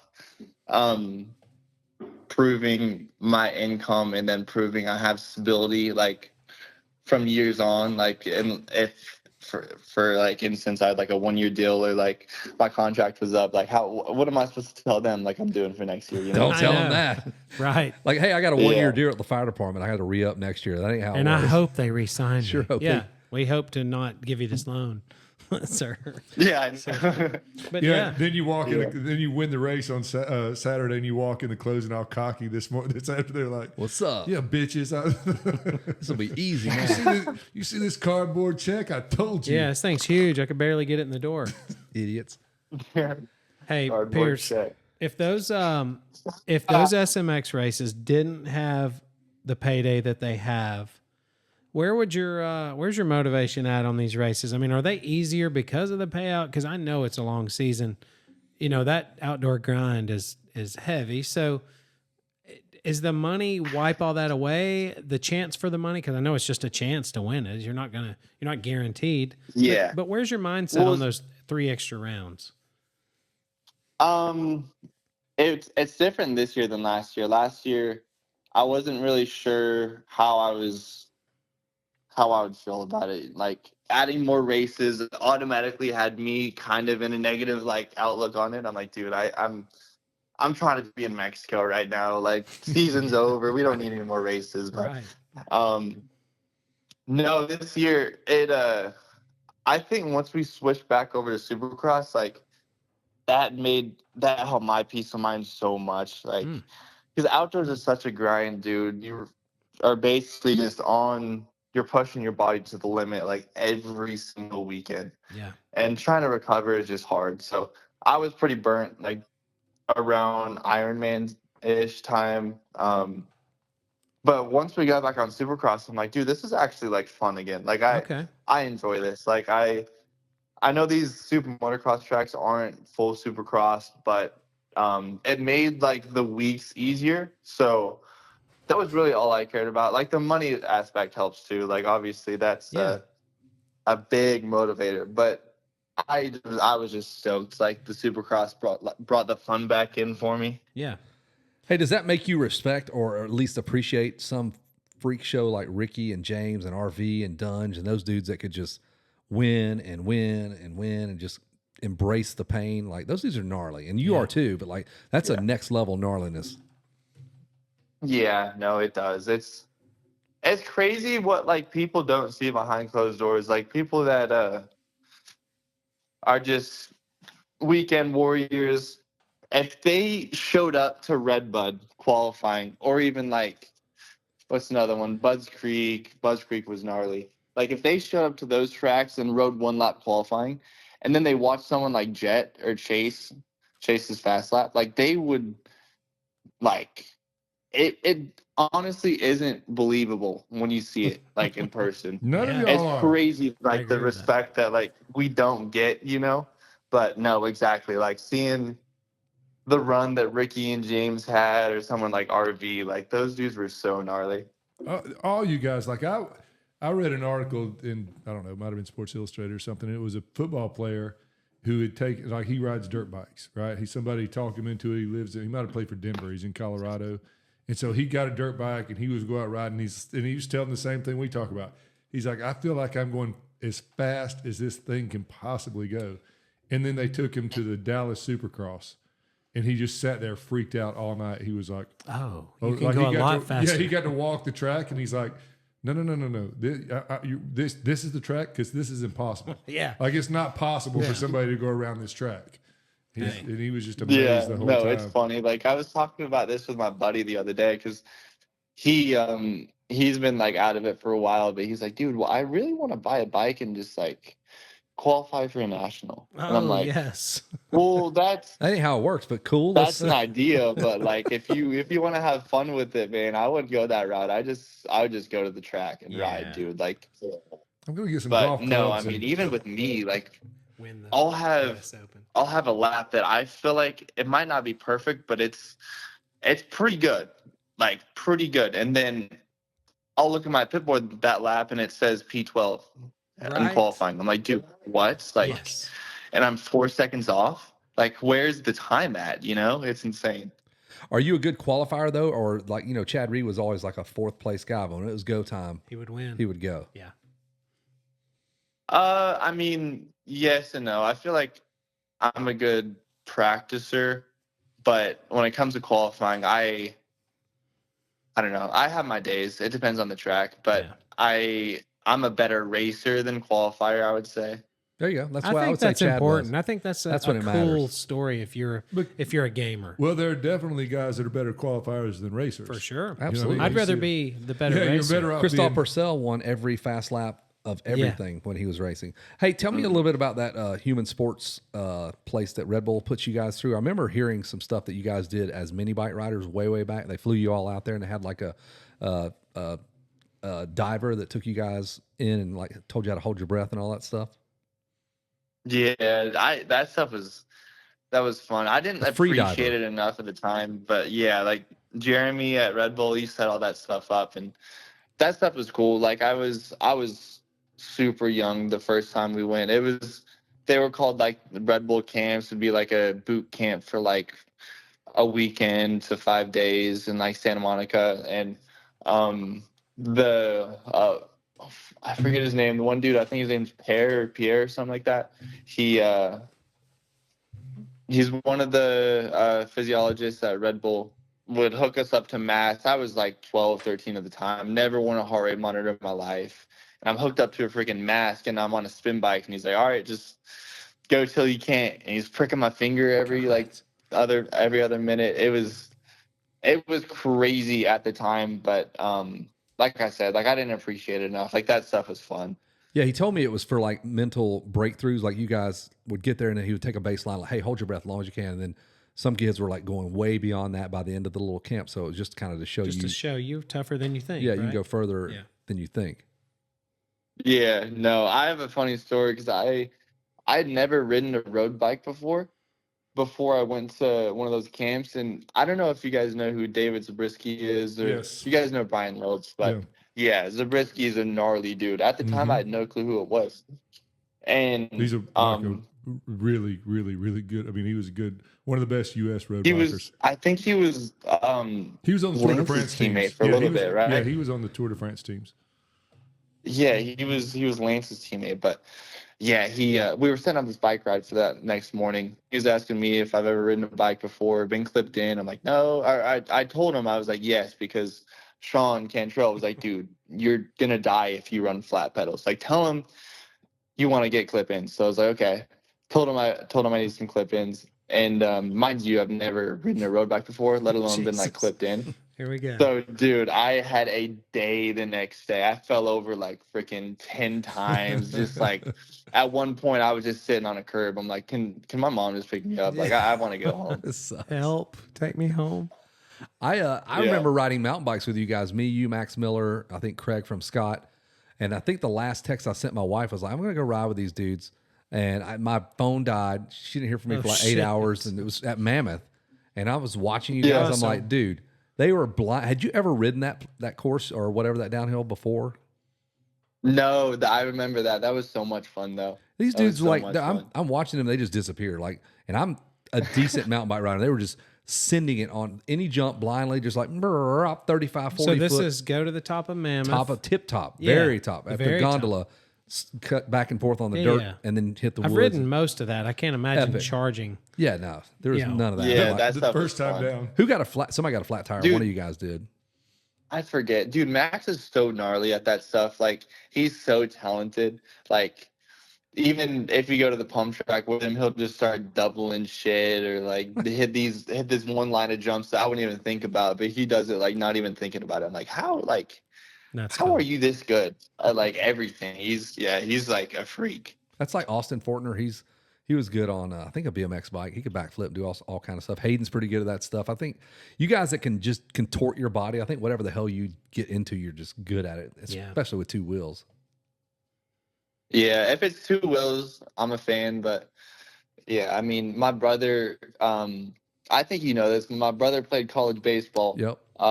For the U, and dude, with any ball sports, I am useless, literally useless. I remember him trying to like play catch with me, and he'd just give up, go to the kitchen, and start eating dinner. He's like, dude, you're done. I've always used you two as examples. Like your parents, I don't think that either one of them had anything to do with dirt bikes or baseball, and they churn out a freaking Some top top-notch level. baseball player and a top-notch motorcycle rider. It's just bizarre the way it all worked out. Yeah, I know, it is crazy. It is crazy. How did that start? If you don't have parents who like dirt bikes, Pierce, what was that for you? What you tell them you wanted a PW or something? How'd that start? Well, he had to stop his dad from doing push-ups because he's the most. I always say he's the most yoked dad in all the Most pits. I'm yoked like, dad in oh, the whole God, pits. this dude's jacked, dude. Seriously, It's just because Blackman's kid didn't race. no, right? but put your dad up He is against any yoked. dude. Like, there's not many dudes that are more Oh, jacked than your dude. pops. He's pretty gnarly. I remember when I moved to MTF and he stayed home, but he got on like a meal program and just started working out, and like, dude, he lost like 30 pounds quick and just got ripped. And he's been like ripped ever since. It's crazy. But no, my dad, he rode a little bit. He had a Okay. bike, and he got me a bike just to kind of go trail riding with him. Like, that was his only goal. Like, he just wanted me to be good enough to like trail ride with him when I got older. I shouldn't say we never meant to do the moto thing, but yeah, my mom was super against it early. I was like 7 or 8, which is still young, but compared to these kids now, like it's old. Right. That was when we first started getting into it. My mom got on board and everything. So I just no, it picture was like a comedy movie, like they're like, yeah, we're gonna get him. We'll go do a little trail riding, and then they're in the kitchen talking, and out the window you can see you jumping over the truck. Just jumps the Whoa. truck. Nose wheeling by. He's naturally, wheeling. it's so good. Yeah, it's Yeah. weird that out of Utah, both you and Garrett Marchbanks nobody from Utah has really whatever, and y'all hit like at the same damn time. Yeah. I know, yeah, that is crazy to think about. Like, it's even crazier now because we grew up riding with Chance, Hymus, and like Yep. seeing like him now. It's insane. Like, I would have never thought that like all three of us would like be where we are now. But it's cool. Like, me and Garrett, like you said, we grew up like an hour apart, but rode together like every day for till I was like 11, 12. And then he ended up moving to California, and then I stayed back. But when he moved to California, that was when he really improved. And then yeah, it took me a couple years to catch up, but yeah, it is crazy thinking about it, because nobody like recently has really made it out of Utah that I know of. Yeah, you're now the what's his name, does the broadcast with Weege and him during the day. What's his name? Justin Brayton. Yeah, you're the Brayton. Like, he did it for what, Iowa or whatever? Iowa, yeah. Yeah. Iowa, yeah, wild. Iowa, The yeah. hotbed of City. motocross. Yeah. Yes. And then I got a funny, just off topic, Garrett Marchbank story. I was announcing it in Minneo's, and his dad just leaves the tower, runs down, just starts yelling during practice. He thinks that's Garrett, and it's not Oh, Garrett. no. He is just destroying this guy. And he goes back, what the hell? And he goes, that wasn't even me. What are you talking about? Just a funny story. His dad was super passionate about all that That's stuff. awesome. He just picks a kid and unleashes. This kid wins a moto, and they're like, "What happened?" He's like, "I'm tired of getting yelled at." Dude guy was was screaming yelling at at me me. over there. Yeah. Yeah, that's nice. What's Dude, your- I have stories when I was on like 50s and 60s. Like my dad, we were at this indoor track, and I think I was riding with Garrett because we had this one arena track. It's like a pit bike track, but it was the only thing open during the winter. But yeah, I was just spinning laps, like having a time, and I didn't see my dad, but he was trying to wave me off because he had to go home to go get some work done. And I was just spinning laps, and then like 20 minutes goes by, and he jumps out in front of me as I'm riding, picks me off my bike. I'm freaking basically just clotheslining me, bike's gone, picks me up, puts me in the truck, and then leaves. It was I crazy. said we had to go. By God, when I tell you it's Tom, Yeah. I'm gonna tell him one more time, and then I'm And then snatching he's, him off. yeah, exactly. You listened from then on, probably. you and it seems like you guys had a pretty even keel relationship. Some of the other parents and kids, and a little more excitable. Mhm. I remember Yeah, you no, being it's- excitable though. I remember Texas. I think you were on a super mini, and I think you came by and you might have flicked off the kid that beat you. I was about to do the podium with him, and you were like, "Motherfucker!" Like I've never heard. I was like, Pierce Brown just flipped out. You know what I'm talking about, don't you? Yes, I know exactly what you're talking about, dude. I have a story for you. I just passed for the lead. It was like a mud moto, and then this kid comes and cleans me out, and my bike gets stuck in the mud. So I'm like a lap down, and then I finish. He's on the podium, and I ride by pace. I just flip him off, and then like ride by. My dad doesn't know what I did, or my mom. Oh, But I'm bummed, obviously. My parents are bummed. So we're on the drive home, and Christy, the curl, yep. and KTM, calls my dad and is like, "Hey, like, so I want to talk about what happened at the podium." And he's like, "What do you mean?" She's like, yeah, Pierce he had a moment." And they look back, they're like, "What did you do?" I'm like, "Nothing." She's like, "Yeah, he flipped the kid off." And dude, they lost it. They actually lost it on me. Did you have to do like a year's worth of Rageaholics Anonymous? Like you had to go in there. Yeah. My name is Pierce. I have an anger management problem. Well, I knew your parents were solid, Hey, so it's very funny good. you say that because I figured that they would. They responded exactly how I would have responded. Like, what in the? Are you kidding me? Yeah. Don't embarrass us like that. But every kid has a moment. I mean, you're Yeah, freaking I- 13 or 14. I get it. I think it would have been awesome. Yeah. My name is Pierce. I'm 13 years old. I have an anger problem. Everybody else in there is like 40. They're like 40. They hate their job. They're stuck in a career they don't want to be in. I got beat from a kid from Iowa, man. This is bullshit. It was bull, dude. I couldn't take it. Oh, that's funny. Yeah, my wife. What makes you so angry? I lost my job. My wife ran away with my best friend. My Yeah, all the real my issues, dog right? got ran over. What about you, Pierce? I got stuck in the mud. By this jackass and super mini. Solid, dude. That's a TV show right there. So who do you hang around with, like when you're not any of your? Is it moto, or do you just separate yourself from moto people, or is there any friends that even know what you do? You try to keep that separate. Well, here in California, I'm living in California now, but yeah, here in California, everybody rides, so you kind of really can't get away from it. Like, my roommate, he's Casey Cochran's mechanic, and then my buddy Blake's living with me right now for a little bit, but he's from Georgia. I met him at MTF. We trained together, so I'm around it all the time. Like, there was like 2021, 22-ish, there was like a couple years where Star was here, and the crew we had was like me, Jarrett Fry, Romano, Levi, and LeBlanc. Like, all of us would just like get done riding and go to Levi's house or my house, and we just like kick it, and those years were fun. Yeah. But yeah, I mean, unfortunately they left. Honestly, it was probably for the best, because if they would have stayed here, I don't think any of us would have made it. We were doing the dumbest shit back then. Just staying up late, video games. What are you talking about? You know how much jealous it makes it, like, and you know, because you're from Utah, like us being from Georgia, when you're like, well, it's hard to get away from it because everybody rides, and we're still here in Georgia where Everybody hunts. Yeah, we're like somebody we've known for 20 years, and they see you with a bike in the back. Oh, I didn't know you ride dirt bikes. It's like, what the hell, I know. man? It's all I've ever done, idiot. Well, that's how it is in Utah. Like, I always wish like I knew more kids at my school that like were kind of into what I was into, because I was like the odd one out. Everybody was into like football or like soccer or something like that. But I mean, like I said, I never got into like the ball sports. So Because those yeah, it sports was, suck. Exactly. yeah, Shut I up. know. No, compared but to like I said, I was like motocross. the odd one out, and now it's complete. Like roles are completely reversed. Like you can't get away from it out here. Like you'll go to lunch and see McAdoo or freaking Nick Wade, David Millsaps with his kids and wife. Like it's Yeah. yeah, like, you'll see somebody everywhere out here. Totally different. Hey, a few minutes ago you mentioned Chance Hymas, and you were, he had the opportunity to go to the Motocross to Nations this year, and it didn't work out.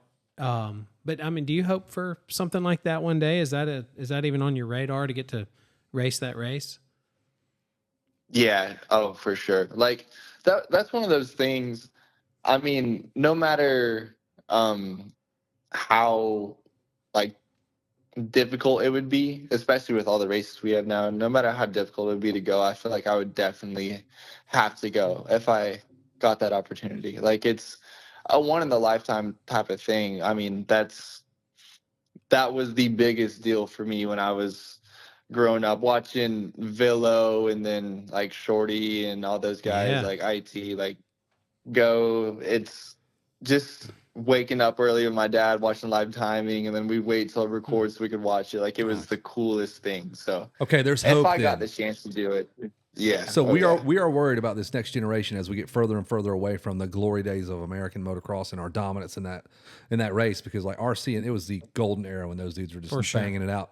And now we've kind of gotten a distance Yeah. from that. I just wonder what the general consensus is. You think everybody feels the way you do, or they're all just like, nah, bro, let's go surf. We're cool for the next 3 months. Like there's still some dudes like you. I know Chance, I feel like he would be a same dude, would love to go represent, and he was gonna go. I know. I feel so bad for him. He was so bummed. And even Levi, like I was talking to Levi about it, and he was like, dude, I would love to go. Like Okay. That's good to hear. that's a once in a lifetime type of thing. But I don't think it worked out with Cowie. That was an issue. I don't know exactly what happened with that, but he was down for it. So no, if you could find somebody that would be down, I feel like kind of that's how we get back to getting back on those runs like you're saying. But I don't know, like it's hard now because everybody, I mean, at this point of the year, everybody just wants a break. Like nobody wants to finish from Vegas and then go back to training outdoors for 2 weeks and then going to Then Europe and switch to like Supercross. yeah, and yeah, their off season's gone by then. Like you have no break. So that would be tough. But at least for me, if I were to do something like that, like I have time to race East Coast or something like that. The 450 guys, like they have to grind to do it. So if I'm Chase or AP or those guys, like that would be definitely a commitment. But no, for me, I would love to do it eventually. I can tell you it's this: good to hear. after Saturday night when the race was over, we were putting you on the team. Nick's like, why doesn't Pierce just go?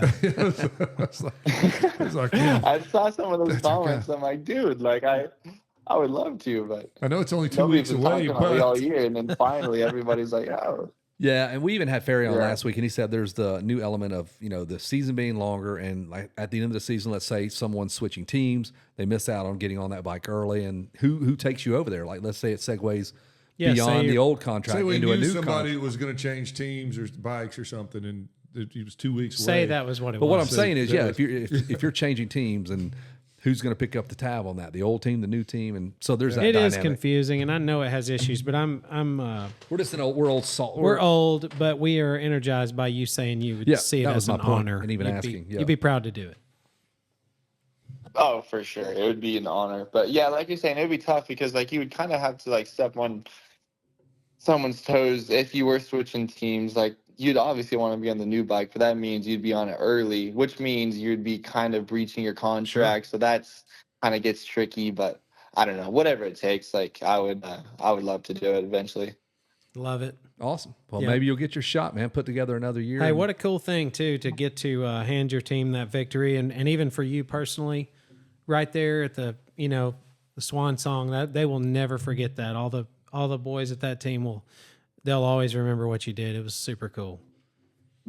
Yeah, thank you, dude. It got pretty emotional Sunday because I didn't really it didn't set in for me until Sunday morning, and I was texting Will because that was our last race together, and dude, he's been with me through thick and thin, and he's one of the dudes that has been 10 toes down on me since day one, and I was stoked to finally give him a win. That was his first win too, as a trainer at least. So Okay. it was just so cool for everybody. It was a special night. So when you rewatch the race on Sunday and then this morning, do you watch it on Peacock? Yeah. So you won the race and you still have to sit through commercials? Dang, there should be some commercial skip.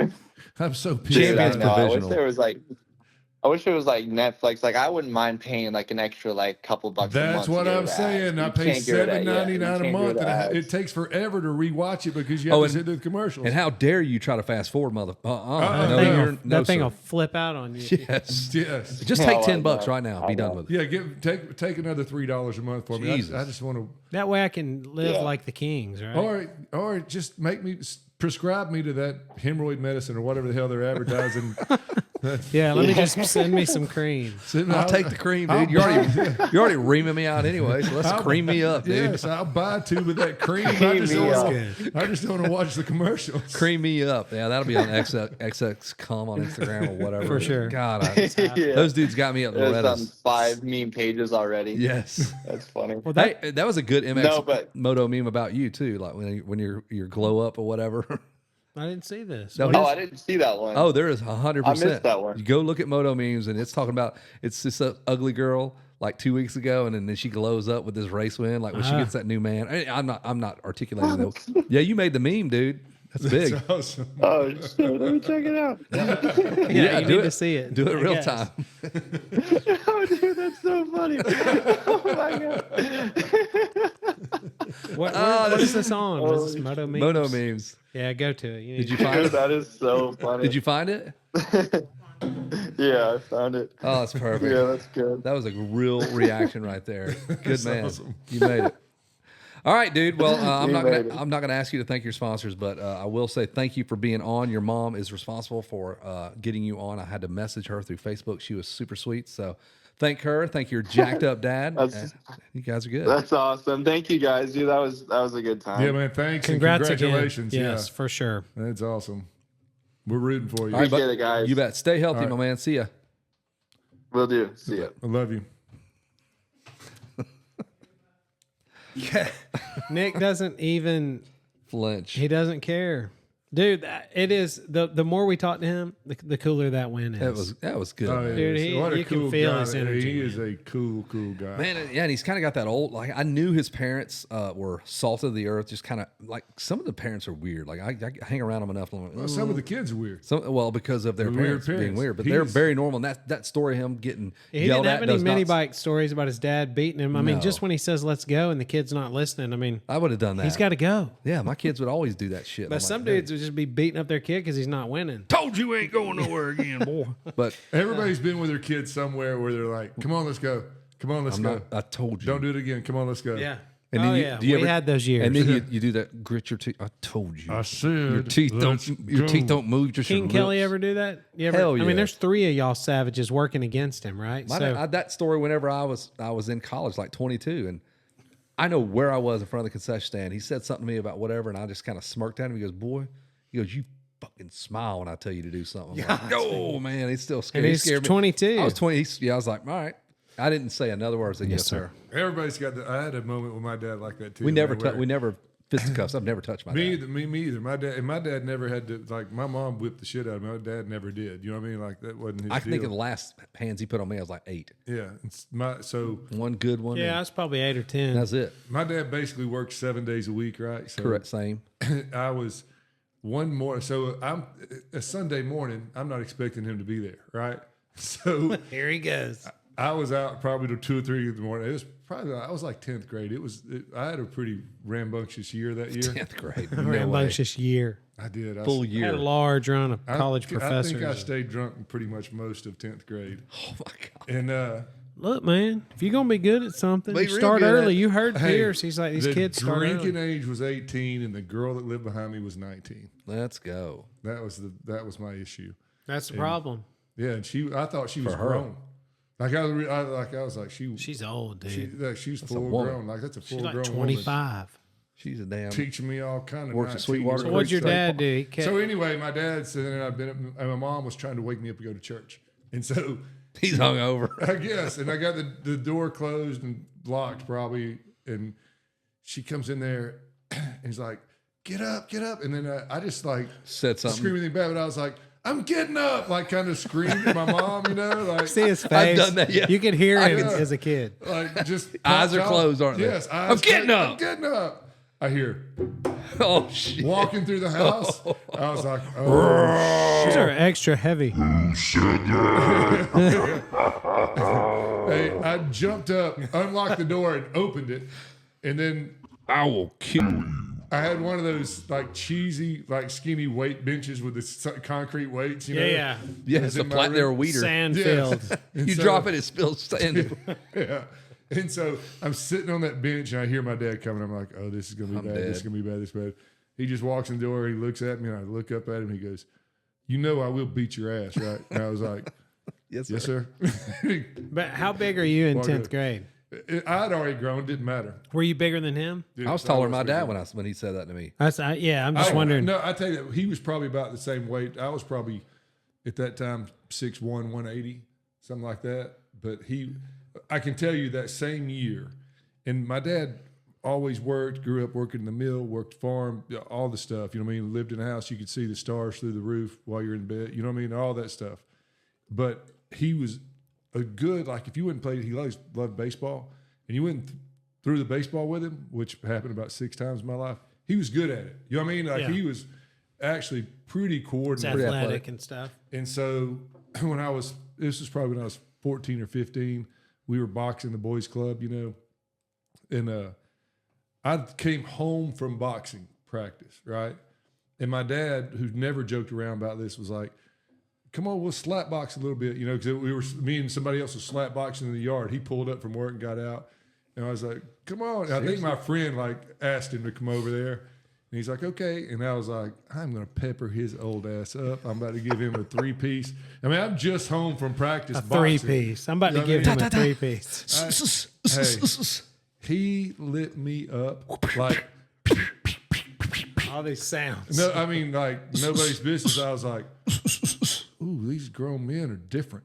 You know what I Yeah. mean? It's Like, full commitment. It's not that half-assed. he Like gave me a cherry face on both sides. And the funniest thing about that junk sticks with you.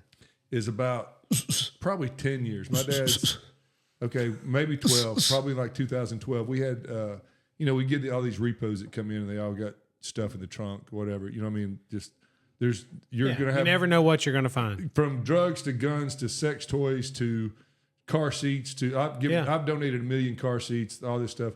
Well, we get one day. I had this guy that was about 42 or 3, a black guy named Dwayne, and D. Wayne. D. Wayne, and there's a set of boxing gloves in there, 2 sets of boxing gloves. And so Dwayne puts a set on, is like, come on. And, I said, Come on. Whitey. hey, I boxed a little bit when I was a kid. So, I'm not yes, I am a terrible boxer, but you sort of knew what to do. I know what so, to do. yeah. I've recently still go to the boxing gym, but I'm Yeah. just not that good. You're more like So- Mickey instead of Rocky. Yes. Come on, Nick. So I'm walking over there like, I'm going to put these gloves on and wear his ass out. Before I've done that, my dad, who is 70, has already put the other pair of boxing gloves on. It's on, We're son. doing And this. this dude's like, got taped D-Wayne fitting to taste some concrete. John got taped up. Who was taping you up, dog? hey, my dad wore his ass out. 70 years old. John comes over there with like Damn, he's got Vaseline, stuff he's on got his a cut, cheeks. man. That dude, Damn. hey, he's got one eye, right? So he Right. can't see anything coming from the right, is what I was thinking. And he peppered his ass up. I mean, made him quit. How good could he have been at boxing? I mean, I was just assuming it was about Yeah. just, Well, the reason I I- hate to stereotype, but Yeah. Yeah. I mean, I thought he would be better than that. Well, I mean, anybody just grabs it up confidently. I'm like, all right, well, I need to kind of check this dude because he's very Well, easily I can tell you agreeable one to time, whooping ass. we used to go to the kickboxing gym and be like, me and Kevin in there redefining Caucasian. Raymond was in there too, wasn't Yeah, he? Raymond was in there. So one day the instructor dude's like, hey, man, y'all want to put on some headgear and we'll actually spar? And I said, sure. And he hands headgear to me and Raymond at the same time. So I start to pull the headgear over my head. And about the time it gets near my forehead, Raymond just rears back and clocks me straight in the forehead. And it's shocking. Hey! Because I thought we might say, okay, let's go. what Let's say something that we're starting. So he knocks me on my back at the minute Jumps that on I'm top of you. no Ground and pound, So baby. I Let's jump get up and start chasing him, but I have on socks Son in of a this. bitch, that slippery ass gym.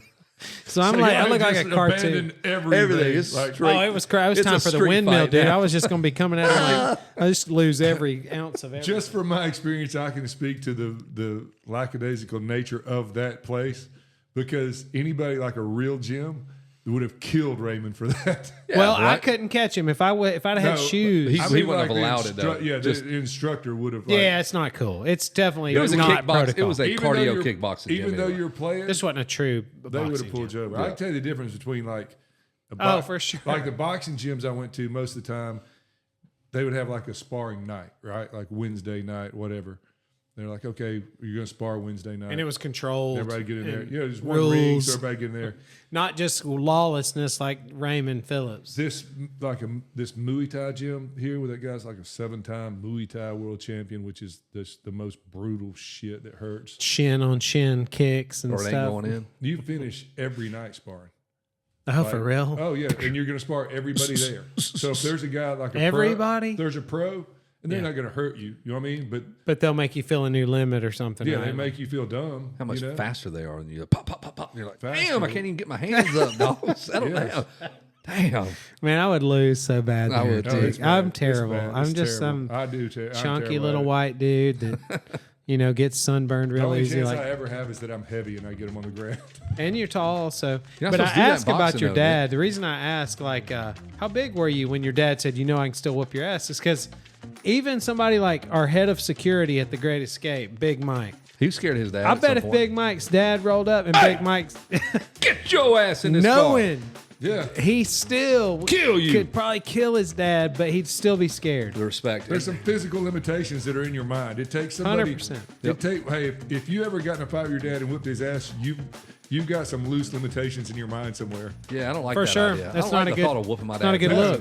It's not a good. Like And there's a ton of dads who have. You've killed somebody in your lifetime. If you straight up beat the shit out of If your you dad, beat your dad, yeah, you're a you've murderer. fucked some other dudes up. Yeah, Yeah. I think that some father-son relationships get that brutal. It's rare to have the kid retaliate.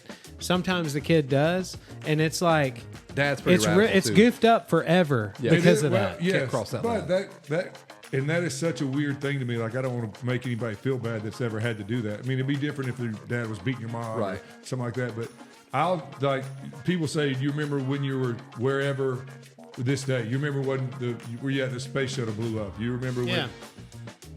I remember when Marvin Gaye died, and I was not. I wasn't a Marvin Gaye fan. I didn't know anything about him other than sexual healing. Yeah, Right? when you get that feeling. When you get that feeling. Good song. But his dad shot him, and I just remember being right there. and damn. that's how he died. And I don't thought, think I knew that. How fucked up is your world when your dad shot you? Well, let's end on that note, folks. Marvin Gaye was shot by his dad. Hey, we got a race coming up October 18th, 19th, and 20th, the Great Escape Grand Prix.com. Buchanan, Georgia, which is Buchanan, Georgia. Buchanan for all John and you I, a week from today, or a week from Thursday, Nations? are going to the Hell yes. D Nations. Motocross D Nation. Motocross D Nation. If Take that anybody wants ES to off go, that just shit. go ahead and sign up now. Race. Yeah. We'll Right. go. Pick a country. You're They're welcome racing. to ride with us. We're going to drive over.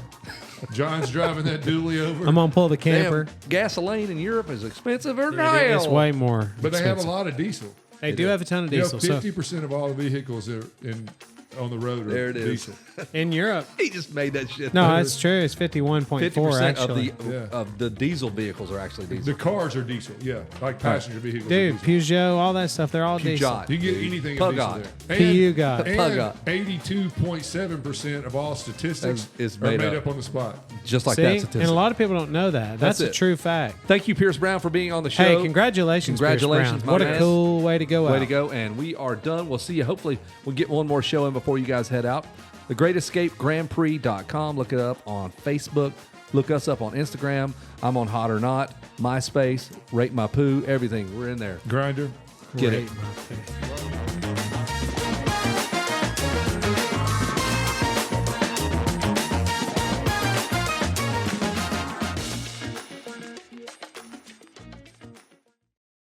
You know what Leslie said?